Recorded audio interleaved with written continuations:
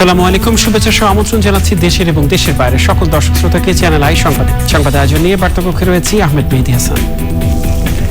সংবাদের শুরুতেই চলুন জেনে নেওয়া যাক ফ্রেশ বিস্কুট সংবাদ শিরোনাম। দ্বিতীয় ধাপে 60 পৌরসভা নির্বাচনে ভোট গ্রহণ চলছে, তীব্র শীত উপেক্ষা করে উৎসব মুখর পরিবেশ। বিশ্বে করোনা ভাইরাসের মৃত্যু 20 লাখ ছাড়িয়েছে, পরিস্থিতি মোকাবেলায় একযোগে কাজ করতে জাতিসংঘের আহ্বান। ভিসা জটিলতায় সাউথ কোরিয়া যেতে পারছে না বাংলাদেশি শিক্ষার্থীরা, মার্চ নাগাদ না গেলে বড় ক্ষতির আশঙ্কা। ট্রাম্পকে চূড়ান্তভাবে অভিশংসনের প্রস্তুতি, জো বাইডেনের শপথের দিনে হামলা ঠেকাতে নিরাপত্তা জোরদার। এবং ইন্টারনেট অব থিংস আইওটি ব্যবহারে চলছে দেশের অন্যতম বড় দুগ্ধ খামার, স্বল্প লোক বলে পরিচালনা। ঘরের চালের স্থায়ী সমাধান আনোয়ার সিমেন্ট শীট, সব সিজনেই ফিট। যাওয়া যাক বিস্তারিত সংবাদে। দ্বিতীয় ধাপে 60টি পৌরসভার মেয়র, সাধারণ ও সংরক্ষিত কাউন্সিলর পদে ভোট গ্রহণ চলছে। এর মধ্যে ইভিএমে ভোট হচ্ছে 29টি পৌরসভায়। ভোট গ্রহণের খবর জানতে নোয়াখালীর বসুরহাট সরকারি উচ্চ বিদ্যালয় কেন্দ্রে যাচ্ছি সহকর্মী সোমা ইসলামের কাছে। সোমা, আপনি তো রয়েছেন নোয়াখালীতে, ভোট কেন্দ্রে ভোটারদের উপস্থিতি কেমন দেখছেন? সর্বশেষ পরিস্থিতি কি আপনার মাধ্যমে দর্শকদের জানাতে চাই।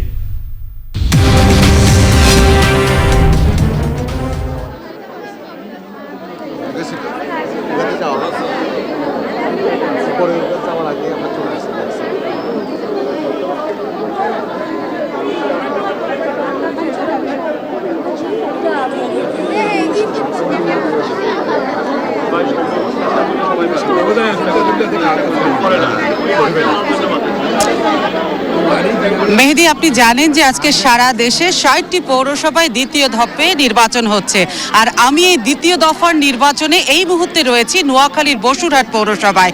এই বসুরহাট পৌরসভাটি কিন্তু মেহেদী নানা কারণে আলোচিত, এবং বলতে পারেন যে সমস্ত ক্যামেরার ফ্ল্যাশ লাইটগুলো বোধহয় এই বসুরহাটে, কারণ এই বসুরহাট পৌরসভা নির্বাচনে 3 জন মেয়র প্রার্থী লড়াইয়ে আছেন। একজন হচ্ছেন আওয়ামী লীগের মেয়র প্রার্থী জনাব আব্দুল কাদের বিজ্জা, যিনি আওয়ামী লীগের সাধারণ সম্পাদক জনাব ওবায়দুল কাদেরের আপন ছোট ভাই। অন্যদিকে বিএনপির প্রার্থী আছেন কামাল উদ্দিন চৌধুরী, একই সঙ্গে নির্বাচনী মাঠে লড়াইয়ে আছেন জামাতের স্বতন্ত্র প্রার্থী। এবং এইখানে কিন্তু সংরক্ষিত নারী আসনে 9 জন কাউন্সিলর প্রার্থী আছেন, এবং সাধারণ কাউন্সিলর পদে 25 জন কাউন্সিলর লড়াইয়ে আছেন। এইটা গেল প্রার্থীদের লড়াইয়ের, মাঠের লড়াইয়ের চিত্র। কিন্তু আমি যদি বলি ভোটের চিত্রটা, সেটা নিশ্চয়ই আমার ক্যামেরা পার্সন দেখাচ্ছে যে কি পরিমাণ উৎসব মুখর পরিবেশে এই শীতকে উপেক্ষা করে মানুষ ভোটের লাইনে দাঁড়িয়েছে। অর্থাৎ দ্বিতীয় দফা পৌরসভা নির্বাচনে আবারও এটা প্রমাণ হলো, মানুষ ভোটের লাইনে দাঁড়িয়েছে এবং ভোট দিতে আসছে। এবং এখানকার সাধারণ মানুষ এবং ভোটাররা বলছেন 2014 সালের পর তারা এই প্রথম দেখছে যে এতটা দীর্ঘ ভোটের লাইন হয়েছে।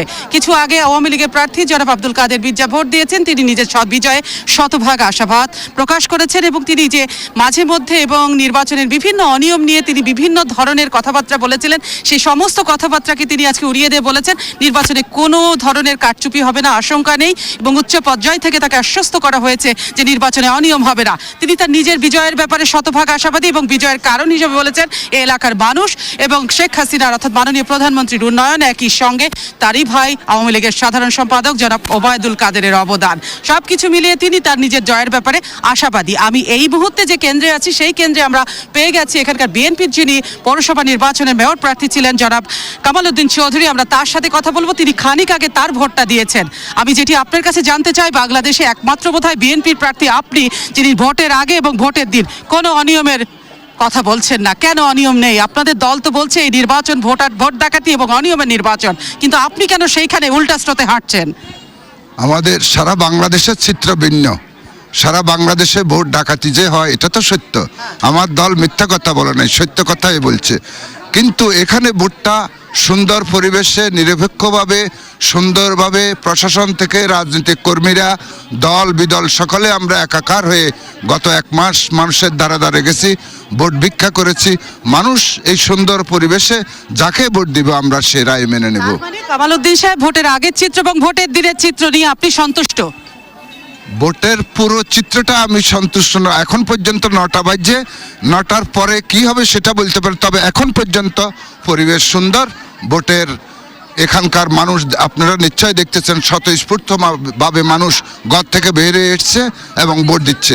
আচ্ছা, আওয়ামী লীগের প্রার্থী নিজের জয়ের ব্যাপারে কিন্তু শতভাগ আশাবাদী। তিনি বলছেন কোনো অনিয়ম হবে না, কিছু হবে না, কিন্তু তিনি অনিয়মের অনেক কথা বলেছিলেন। আপনি আপনার নিজের জয়ে কতভাগ আশাবাদী? আমি এভাবে ভোট হলে আমি নিশ্চিত শতভাগ আশাবাদী। আমি এই ভোট আমার বিজয় অবিসম্ভাব ইনশাআল্লাহ। ওরাই মেনে তো নিবেন? অবশ্যই মেনে নেব। জনগণ ছেড়ে যাবেন না তো? কেন যাব? যাই নেই কখনো, আজকে 60 বছর যাই নেই, এখন কেন যাব? অসংখ্য ধন্যবাদ কামাল উদ্দিন চৌধুরী সাহেব আপনাকে আমাদের সঙ্গে থাকবার জন্য। আর আমি যেটা বলছিলাম মেহেদী, আপনি দেখছেন ভোট উৎসব চলতেছে এবং এটা শেষ পর্যন্ত চলবে। সবাই আশাবাদী যে জনরায় যেটাই হোক না কেন তারা মেনে নেবেন। এবং বসুরহাট পৌরসভায় 9টি কেন্দ্র, 9টি ওয়ার্ড এবং ভোটার কিন্তু 21,000। কেউ আর বোধহয় ঘরে নেই, সবাই চলে এসছে ভোট দিতে। মেহেদী, এই ছিল নোয়াখালীর বসুরহাট থেকে আমার কাছে সর্বশেষ ভোটের খবর। সোমা, আপনাকে অসংখ্য ধন্যবাদ। কথা বলছিলাম সহকর্মী সোমা ইসলামের সাথে, জানাচ্ছিলেন নোয়াখালীর বসুরহাট পৌরসভার নির্বাচনের সর্বশেষ তথ্য। চলে যাচ্ছি পরবর্তী সংবাদে। করোনা ভাইরাসে বিশ্বজুড়ে মৃতের সংখ্যা 20 লাখ ছাড়িয়েছে। আক্রান্ত হয়েছে 9,40,00,000-এরও বেশি মানুষ। ব্রাজিলের প্রেসিডেন্ট বোলসোনারো ঘোষণা দিয়েছেন এই সপ্তাহেই ভারত থেকে ভ্যাকসিন সংগ্রহ করবে তারা। কোভিড-19-এর কারণে উচ্চশিক্ষার জন্য দক্ষিণ কোরিয়ায় যেতে পারছেন না বাংলাদেশি প্রায় 500 শিক্ষার্থী। তাদের মধ্যে শতভাগ স্কলারশিপ পাওয়া শিক্ষার্থীও রয়েছেন। তারা বলছে মার্চের মধ্যে কোরিয়া যেতে না পারলে তাদের বড় ক্ষতি হবে। মোস্তফা মল্লিকের রিপোর্ট। প্রযুক্তিতে অন্যতম বিশ্বসেরা দক্ষিণ কোরিয়া। প্রযুক্তি ও কারিগরি শিক্ষা নিতে প্রতিবছর বিশ্বের বিভিন্ন দেশের শিক্ষার্থীরা যান দেশটিতে। করোনা পরিস্থিতিতে গত বছরের জুন থেকে ভিসা নিষেধাজ্ঞা দেয় দক্ষিণ কোরিয়া। এতে বিশ্বের বিভিন্ন দেশের মতো বিপাকে পড়েন বাংলাদেশের শিক্ষার্থীরাও। তবে তারা বলছেন এশিয়ার অন্যান্য দেশ থেকে শিক্ষার্থীরা এখন দক্ষিণ কোরিয়ায় যেতে পারলেও বাংলাদেশের শিক্ষার্থীরা পারছেন না। আমি তো ভর্তি হয়েছি 2020-এর ফল সেমিস্টার, ভিসা না পাওয়ার কারণে এখন পর্যন্ত যেতে পারিনি। তো অলরেডি আমার 6 থেকে 7 মাস এখানে একটা গ্যাপ তৈরি হয়েছে। তো আমরা চেষ্টা করেছি, এখন পর্যন্ত কোনো ধরনের পজিটিভ আশা আমরা পাইনি। আমি সেজং ইউনিভার্সিটিতে সুযোগ পেয়েছি 50% স্কলারশিপ সহ। আমি ভিসাও পেয়েছি লাস্ট, কিন্তু লকডাউনের কারণে আমি আর যেতে পারিনি। এই যে লিভ নেওয়ার কারণে আমি কিন্তু জব ছেড়ে দিয়েছি, আমি পিছিয়ে গেছি অনেকটা। ভারত থেকে কন্টিনিউয়াসলি যাচ্ছে, পাকিস্তান থেকেও যাচ্ছে। আমাদেরকে যখন ব্যান করা হয়েছে তখন পাকিস্তানকেও ব্যান করা হয়েছে, পরবর্তীতে পাকিস্তানকে ওপেন করে দেওয়া হয়েছে। মাইংজি ইউনিভার্সিটিতে 2021 স্প্রিং সেমিস্টারে ফুল স্কলারশিপ পেয়েছি। আমি যেহেতু যাইতে পারতেছি না, আমার ফ্যামিলি থেকে শুরু করে সবার মধ্যে একটা ফ্রাস্ট্রেশন আছে, ইভেন আমার নিজের মধ্যে ফ্রাস্ট্রেশন আছে আমি কবে জয়েন করব।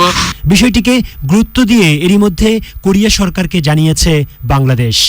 দক্ষিণ কোরিয়া সরকার বলছে পরিস্থিতি স্বাভাবিক হলেই শিক্ষার্থীদের আবারও নিতে শুরু করবে তারা। আর শিক্ষার্থীরা বলছে 2 মাসের মধ্যে ভিসা প্রক্রিয়া চালু না হলে তাদের শিক্ষা কার্যক্রম মারাত্মক ক্ষতিগ্রস্ত হবে। Mostafa Mallik, Channel i, Dhaka. দেশের ই-কমার্স খাত এগিয়ে গেলেও এখনো নানা সীমাবদ্ধতার মধ্যে কাজ করতে হচ্ছে। করোনাকালে এ খাতের যে অগ্রগতি তা ধরে রাখতে কিছু নীতি সহায়তা চেয়েছেন সংশ্লিষ্টরা। এর মধ্যে আছে আর্থিক অনুদান, প্রত্যন্ত এলাকায় ইন্টারনেট সহজলভ্য করা, স্টোর সার্ভিস, বর্ডার ইকোনমির জন্য সহজ পেমেন্ট সিস্টেম এবং পোস্ট অফিসের মাধ্যমে সরবরাহ ব্যবস্থা। ই-কমার্সের অগ্রগতি নিয়ে লাইলা নওশিনের ধারাবাহিক প্রতিবেদনের 9ম ও শেষ পর্ব আজ। করোনাকালে দেশের ই কমার্স খাতের যে অগ্রগতি তা দেশের অর্থনীতিতে গুরুত্বপূর্ণ ভূমিকা রেখেছে। এ সময় ই কমার্স খাত অনেক এগিয়ে গেলেও এখনো রয়েছে অনেক প্রতিবন্ধকতা। বিজনেস সাইটগুলোর জন্য নেই কোনো স্ট্যান্ডার্ড অপারেটিং সিস্টেম, প্রত্যন্ত এলাকায় এখনো গড়ে ওঠেনি প্রাতিষ্ঠানিক ইন্টারনেট ব্যবস্থা। সংশ্লিষ্টরা বলছেন এই খাতকে এগিয়ে নিতে সরকারের দিক থেকে পর্যাপ্ত নীতি সহায়তা দরকার। এখন পর্যন্ত আমাদের কোনো ই-কমার্স সাইটগুলোর কোনো স্ট্যান্ডার্ড অপারেটিং প্রসিডিউর নেই। ট্রেড লাইসেন্সের প্রক্রিয়াটাকে সহজীকরণ করা, ইনভেস্টরদেরকে অ্যাট্রাক্টেড করার জন্য কিছু পলিসি সাপোর্ট আমাদের প্রয়োজন রয়েছে। এই সেক্টরের ফাইন্যান্সিয়াল খাতকে এই সেক্টরে এগিয়ে আসতে হবে আমাদের কাছে মনে হচ্ছে। এবং পাশাপাশি এই সেক্টর ডেভেলপমেন্টের জন্য ইন্টারনেট পেনিট্রেশনটা খুব ইম্পর্টেন্ট। ইন্টারনেট ইনফ্রাস্ট্রাকচার একদম গ্রামের রুট লেভেল পর্যন্ত, যাতে হাই স্পিড ইন্টারনেট পায় খুব অল্প দামে। উদ্যোক্তাদের জন্য অনুদান ও প্রশিক্ষণ, গ্রামীণ ই কমার্স, পণ্য সরবরাহ ও ক্রস বর্ডার ইকোনমির জন্য বিভিন্ন সহযোগিতা চান তারা। এখনো আমি বলবো আমাদের 80% হচ্ছে শহর কেন্দ্রিক। রুরাল ই কমার্স ডেভেলপমেন্ট আসলে খুবই প্রয়োজন, যেটা আমরা এখনো যেতে পারিনি বিকজ অফ আমাদের লজিস্টিক, আমাদের এন্ড মাইল ডেলিভারিটা এখন পর্যন্ত অনেক উইক। আমাদের পোস্ট অফিসকে খুব স্ট্রং একটা ভূমিকা পালন করতে হবে বাংলাদেশের ই কমার্স সেক্টরটাকে ডেভেলপমেন্ট করার জন্য। এর পাশাপাশি আমাদের ক্ষুদ্র উদ্যোক্তারা যারা ফেসবুকের মাধ্যমে বা একদম ক্ষুদ্র উদ্যোক্তারা এই ব্যবসায় নামতে যাচ্ছে, তাদের জন্য একটা এনাবেলিং এনভায়রনমেন্ট তৈরি করা। সরকারের পক্ষ থেকে বলা হচ্ছে ই কমার্স খাতকে এগিয়ে নিতে সব ধরনের সহযোগিতাই করছে সরকার। দেশে এবং আন্তর্জাতিক বাজারে প্রয়োজনীয় যা যা করণীয় সরকার সব রকম সাপোর্ট দেবে, সে ব্যাপারে কোনো সন্দেহ নাই। এবং আমরাও চাই, এবং আমাদের বাণিজ্য মন্ত্রণালয় এটাকে আরো সহজ করার জন্য, আরো বেশি ট্রেন করার জন্য একটা ট্রেনিং প্রোগ্রাম নিয়েছে। আমরা শহর থেকে গ্রাম পর্যন্ত ইন্টারনেটের যে সংযোগ প্রদান করতে পেরেছি, তার ফলে আমাদের ইন্টারনেটের সংযুক্ত থেকে ই কমার্স প্রসারিত হবে এবং ইন্টারঅপারেবল ট্রানজ্যাকশন প্ল্যাটফর্মগুলো তৈরি করার ফলে আগামী 5 বছরে ই কমার্স আরো বহুগুণ এগিয়ে যাবে বলে আমরা আশা করি। সংশ্লিষ্টরা আশা করছেন সমন্বয়ের মাধ্যমে যথাযথ নীতি সহায়তার ব্যবস্থা হলে আরো এগিয়ে যাবে সম্ভাবনার e commerce. Laila Nowshin, channel i, Dhaka. মার্কিন প্রেসিডেন্ট ডোনাল্ড ট্রাম্পকে চূড়ান্তভাবে অভিশংসিত করতে প্রস্তুতি নিচ্ছে বিরোধী ডেমোক্র্যাট দল। 20 জানুয়ারি নবনির্বাচিত প্রেসিডেন্ট জো বাইডেনের শপথের দিনই সিনেট অধিবেশনে ট্রাম্পের অভিশংসনের বিষয়টি তোলার প্রস্তুতি নিচ্ছেন তারা। ক্যাপিটাল হিল সহ ও আশেপাশের এলাকায় নিরাপত্তা জোরদার করা হয়েছে। যুক্তরাষ্ট্র থেকে রাশেদ আহমেদের পাঠানো তথ্য ও ভিডিও চিত্রে সাবরিনা হাসানের রিপোর্ট।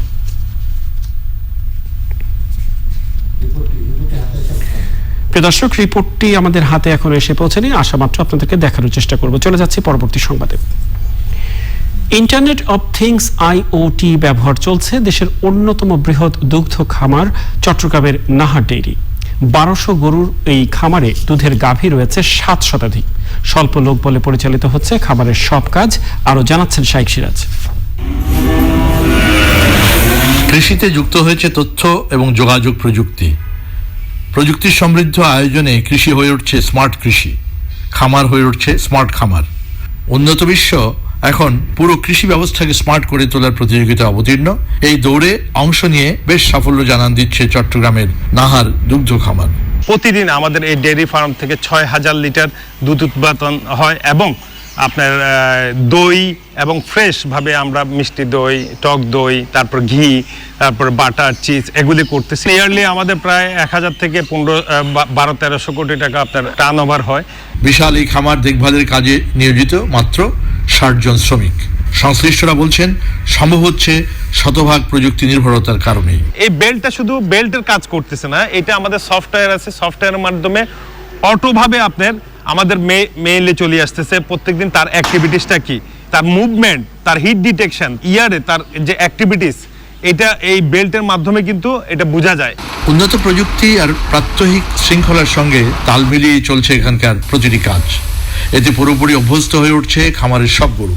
আডারের ওলানগুলো আমরা ডিসইনফেক্টেড দিয়ে ওয়াশ করেছে, তারপরে আপনার এটার নতুন টিস্যু দিয়ে আপনার এটাকে মোছা হচ্ছে, তারপরে আমরা যাই আর কি প্রত্যেকদিন আমরা দুধটাকে আমরা টেস্ট করি, এটার মানে ব্যাকটেরিয়া লেভেল যেন না থাকে, প্রত্যেকটা ম্যাস্টারাইটিস যেন না থাকে। বিশাল এই দুগ্ধ খামারের বাইরেও জাত উন্নয়ন সহ পানি সম্পদের নানামুখী বাণিজ্যিক উদ্যোগ ও সমন্বিত খামারের প্রয়াস রয়েছে নাহার অ্যাগ্রো খামারে। মুন্সিগঞ্জ এবং রেড চিটাগংকে আমরা 100% হলস্টাইন ফ্রিশিয়ান, যেটা সিমেক্সের কানাডার, ওই সিমেন্টটা আমরা গভর্নমেন্টের থ্রু থেকে আমরা নিজেরাই তাদের পিডিগ্রি দেখে নিয়ে আসছি। হাইল্ডিং মিল্ক প্রোডাকশনের জন্য আমরা আশা করি যে এই জাতটা আমাদের যে দেশে সবচেয়ে বেশি সাস্টেন করবে। শাইখ সিরাজ, চ্যানেল আই। প্রিয় দর্শক, এ নিয়ে বিস্তারিত প্রতিবেদন দেখবেন আজ রাত 9টার সংবাদের পর হৃদয় মাটিও মানুষ অনুষ্ঠানে। এ পর্যায়ে ইস্পাহানি ভ্যাকসিন সংবাদ অগ্রগতি।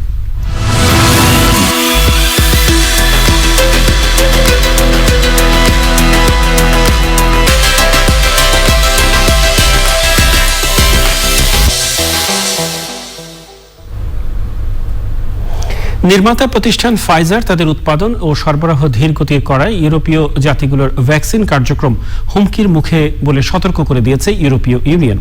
ফাইজার থেকে শুরুতে বলা হয়েছিল ডিসেম্বরের মধ্যে প্রাথমিক লক্ষ্যের টিকা সরবরাহ করা হবে, কিন্তু যা সরবরাহ করা হয়েছে তা 27টি দেশের জন্য পর্যাপ্ত নয়। ফেব্রুয়ারির মধ্যে পূর্ণাঙ্গ চাহিদা পূরণ করতে পারবে বলেও জানিয়েছে প্রতিষ্ঠানটি। এদিকে আগামী 15ই ফেব্রুয়ারি থেকে অস্ট্রেলিয়ার নিউ সাউথ ওয়েলস এবং ভিক্টোরিয়ান ফাইজারের ভ্যাকসিন দেওয়া শুরু হবে বলে জানা গেছে। প্রিয় দর্শক, সময় হলো অশোক লীলান ইফাত অটোজ বিরতি নেবার। আর বিরতির পরে অন্যান্য সংবাদের সাথে খেলার খবরে যা থাকছে। বাংলাদেশ প্রিমিয়ার লিগ ফুটবলে ব্রাদার্স ইউনিয়নকে 2-1 গোলে হারিয়েছে শেখ রাসেল ক্রীড়াচক্র। আজ মুখোমুখি সাইফ ও রহমতগঞ্জ। বিরতির পর আবারও ফিরে এলাম চ্যানেল আই সংবাদে। মার্কিন প্রেসিডেন্ট ডোনাল্ড ট্রাম্পকে চূড়ান্তভাবে অভিশংসনের জন্য প্রস্তুতি নিচ্ছে বিরোধী ডেমোক্র্যাট দল। 20 জানুয়ারি নবনির্বাচিত প্রেসিডেন্ট জো বাইডেনের শপথের দিনই সিনেট অধিবেশনে ট্রাম্পের অভিশংসনের বিষয়টি তোলার প্রস্তুতি নিচ্ছেন তারা। প্রিয় দর্শক, যুক্তরাষ্ট্র থেকে রাশেদ আহমেদের পাঠানো তথ্য ও ভিডিও চিত্রে সাবরিনা হাসানের রিপোর্টটি আমাদের হাতে এসে পৌঁছেছে। দেখুন রিপোর্টটি।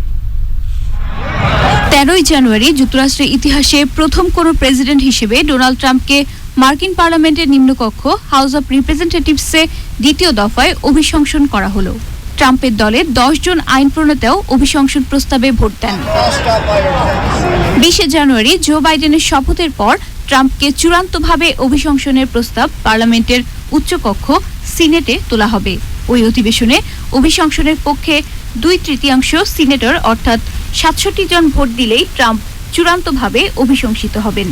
এর ফলে তিনি সাবেক প্রেসিডেন্ট হিসেবে সরকারের সব সুযোগ সুবিধা থেকে বঞ্চিত হবেন। পরবর্তীতে কখনো প্রেসিডেন্ট পদে প্রার্থীও হতে পারবেন না ট্রাম্প। 20 তারিখে আমাদের নবনির্বাচিত প্রেসিডেন্ট জো বাইডেন শপথ গ্রহণ করবেন। ওই দিনেই সিনেট অধিবেশনে পূর্ণাঙ্গ শুনানি হবে এবং এতে সিনেটে 2/3 মেজরিটির প্রয়োজন হবে ডোনাল্ড ট্রাম্পকে রিমুভ করার জন্য। রিমুভ এবং ইমপিচমেন্টের বেশ কম হচ্ছে ইমপিচ মানে তাকে অপসারণ করা, রিমুভ হচ্ছে তাকে অফিস থেকে কমপ্লিটলি রিমুভ করা। এতে তার সরকারি সব বেনিফিট বন্ধ হয়ে যাবে। যদি রিমুভ করা যায় সে কোনো বেনিফিট পাবে না। নতুন নির্বাচিত প্রেসিডেন্ট জো বাইডেন তার ক্ষমতা গ্রহণের 100 দিনের মধ্যে 10 কোটি নাগরিককে করোনার ভ্যাকসিন দেওয়ার কর্মসূচি ঘোষণা করেছেন। শুক্রবার মার্কিন নাগরিকদের জন্য তিনি $1.9 ট্রিলিয়ন প্রণোদনা প্যাকেজের ঘোষণা দিয়েছেন। 20 জানুয়ারি নতুন প্রেসিডেন্ট জো বাইডেনের শপথ ঘিরে ক্যাপিটাল ও আশপাশের এলাকায় নিরাপত্তা জোরদার করা হয়েছে। সারা শহরে ন্যাশনাল গার্ড, আর্মি এবং লোকাল পুলিশ নামানো হয়েছে। দেখে মনে হচ্ছে যেন এখানে একটা রণক্ষেত্রের প্রস্তুতি নেওয়া হচ্ছে। 6 জানুয়ারির মতো যাতে আর কোনো প্রাণহানি না ঘটে সেই উপলক্ষে লোকাল পুলিশ, ন্যাশনাল গার্ড এবং মিলিটারি শহরের অলিতে গলিতে নামানো হয়েছে। যদিও শোনা যাচ্ছে যে কিছু অস্ত্রধারী group, white nationalist, supremacist, domestic terrorist, ওরা হয়তো ওয়াশিংটন ডিসিতে আসতে পারে। যদিও আসে, I am confidence they will not be able to do any disruption. নতুন মার্কিন প্রেসিডেন্ট হিসেবে জো বাইডেন শান্তিপূর্ণভাবে শপথ নেবেন বলে আশা করছেন যুক্তরাষ্ট্রের মানুষ। Sabrina Hasan, channel I. পূর্ব নির্ধারিত 8 থেকে 15 জানুয়ারি অনুষ্ঠিত হয়েছে কলকাতা আন্তর্জাতিক চলচ্চিত্র উৎসব। তবে 22 থেকে 26 জানুয়ারি তারিখে হবার কথা থাকলেও হচ্ছে না কলকাতা আন্তর্জাতিক শিশু চলচ্চিত্র উৎসব 2021। উৎসবে বাংলাদেশ থেকে অংশ নেয়া রেজওয়ান শাহরিয়ার সুমিত পরিচালিত নোনা জলের কাব্য চলচ্চিত্রটি নেটপ্যাক এশিয়ান সিলেক্ট ক্যাটাগরিতে সেরা ছবি নির্বাচিত হয়েছে। কলকাতা থেকে রিপোর্ট করছেন ইফতেখারুল চিশতি।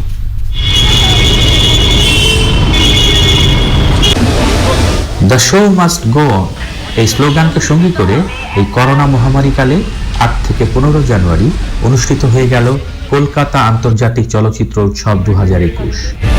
তারা সবাই মিলে যে সবাইকে এখানে একত্রিত করতে পেরে। আয়োজনের ফোকাস ছিল সদ্যপ্রয়াত বাংলা চলচ্চিত্রের কিংবদন্তি অভিনেতা সৌমিত্র চট্টোপাধ্যায় স্মরণে এক্সিবিশন।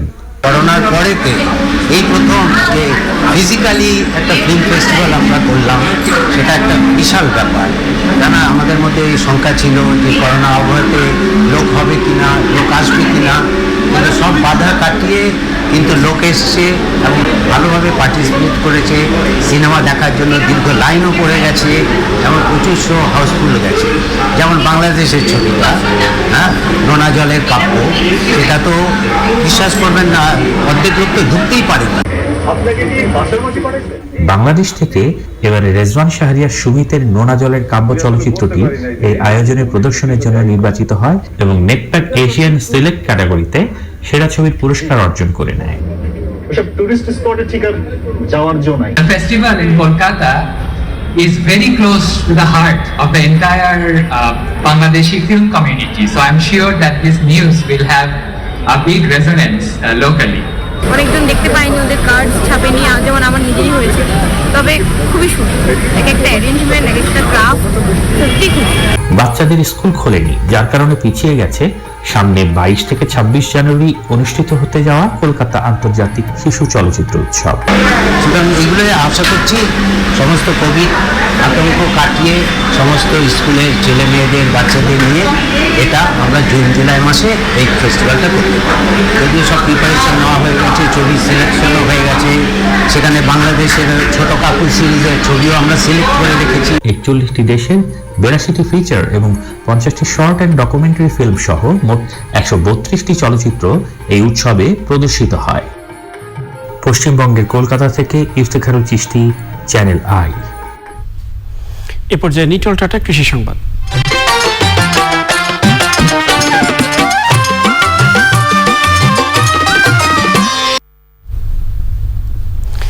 বন্ধ চিনিকল চালু সহ 5 দফা দাবিতে ঠাকুরগাঁও চিনিকল চত্বরে শ্রমিক, কর্মচারী ও চাষী সমাবেশ হয়েছে।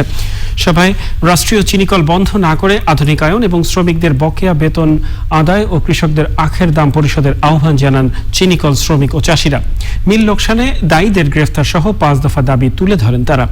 না হলে বৃহত্তর আন্দোলনের হুমকি দেন চিনিকল শ্রমিক ও চাষীরা। দেখবেন প্রকৃতি সংবাদ।